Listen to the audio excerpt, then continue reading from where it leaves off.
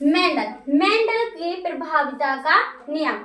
जो मेंडल थे वो भी एक वैज्ञानिक थे, इन्होंने आनुवांशिकी की खोज की थी। जो मेंडल हैं उन्होंने 3 नियम दिए हैं। पहला नियम है आपका मेंडल के प्रभाविता का नियम, दूसरा नियम है पृथक्करण का नियम और तृतीय नियम है स्वतंत्र अवयवहन का नियम।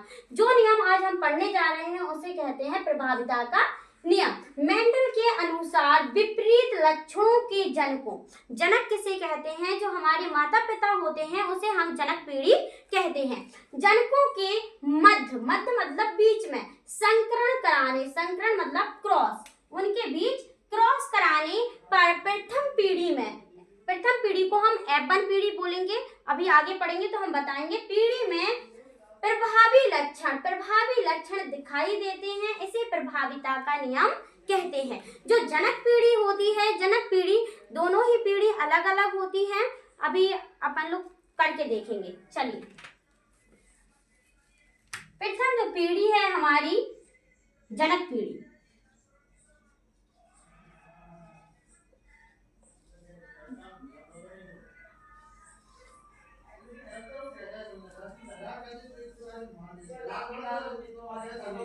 शुद्ध,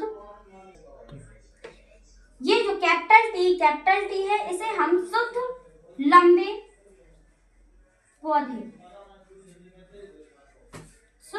पौधे बोलेंगे। और ये वाले स्मॉल टी है, इसे बोलेंगे हम शुद्ध बौने पौधे।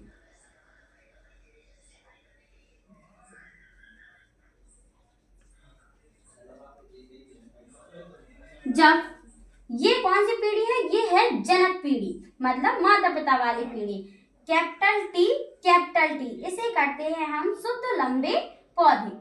और ये है हमारा स्मॉल टी इसे कहेंगे शुद्ध बौने पौधे। जब इन दोनों के बीच हम मध्य या बीच में क्रॉस कराएंगे या संकरण कराएंगे, ये वाला जो निशान लगा हुआ है इसे क्रॉस कहेंगे या संकरण कहेंगे। इन दोनों के बीच जब हम क्रॉस कराते हैं तो ये पीढ़ियों को हम बांट देते हैं। जैसे यहाँ क्या आ जाएगा आपका कैपिटल टी और कैपिटल टी, यहाँ आएगा आपका स्मॉल टी।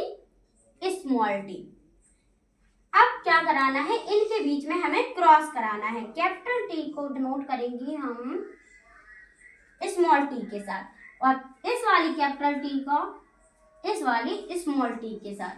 तो यहाँ पर जो पीढ़ी बन के आएगी वो आएगी आपकी कैपिटल टी स्मॉल टी। और यहाँ पर भी जो पीढ़ी बन के आएगी, देखो यहाँ पर कैपिटल है और यहाँ पर स्मॉल है, तो यहाँ पे भी क्या बन के आएगा? Capital T small T. अब यहाँ पे तो ये शुद्ध लंबे थे, क्यों थे? क्योंकि इनके जो दोनों टी थे वो एक समान थी, एक जैसे थे। परंतु यहाँ पर जो पीढ़ी बन रही है उसमें जो कैपिटल टी है वो एक है और जो स्मॉल टी है वो भी एक है ना? तो इसे ना हम शुद्ध लंबे पौधे बोल सकते हैं और ना ही शुद्ध बौने पौधे बोल सकते हैं। हम शुद्ध कब बोलते हैं? जब चीजों में प्योरिटी होती है, मतलब पूर्ण रूप से शुद्ध होना, उसे ही हम शुद्ध बोलते हैं, है ना? तो इसमें तो मिश्रण हो गया, एक तरह से मिक्सचर हो गया है। इसमें कैपिटल भी है स्मॉल भी है, तो इसे क्या कहेंगे हम? संकर लंबे पौधे।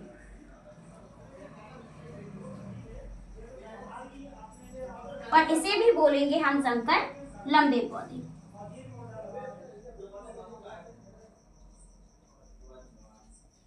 चलो, अब आप सोच रहे होंगे कि ठीक है, तो ये आपको समझ में आ रहा होगा जो कैपिटल टी है और स्मॉल टी है, इसमें कैपिटल को ही क्यों चुना गया लंबे के लिए? बौना भी तो चुन सकते थे, इसलिए नहीं चुनते हैं क्योंकि जो बौना पौधा होता है या बौने पौधे का एक लक्षण होता है वो छिपा हुआ होता है, होता तो है परंतु छिपा हुआ होता है। जो कैपिटल टी होता है वो उभर कर आता है, वो जो स्मॉल टी होता है वो अप्रभावी होता है। जो प्रभावी लक्षण होता है वो हमेशा उभर के आता है और जो अप्रभावी लक्षण होता है वो उभर कर नहीं आता है। तो यहाँ पर देखिए आप क्या लिखा हुआ है? विपरीत लक्षणों के जनकों। यहाँ पर जो विपरीत हैं, देखो ये कैपिटल टी है, ये भी कैपिटल टी है और ये स्मॉल टी है, ये भी स्मॉल टी है, मतलब ये विपरीत है, एक दूसरे के बिल्कुल विपरीत, है ना?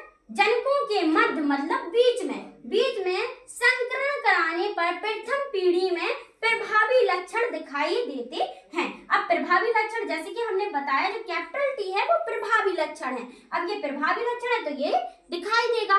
जो अप्रभावी लक्षण है वो छुप जाएगा। उम्मीद है आपको वीडियो अच्छे से समझ में आ गई होगी। अगर आपको और वीडियो चाहिए ऐसे ही तो कमेंट बॉक्स में जरूर लिखें। धन्यवाद।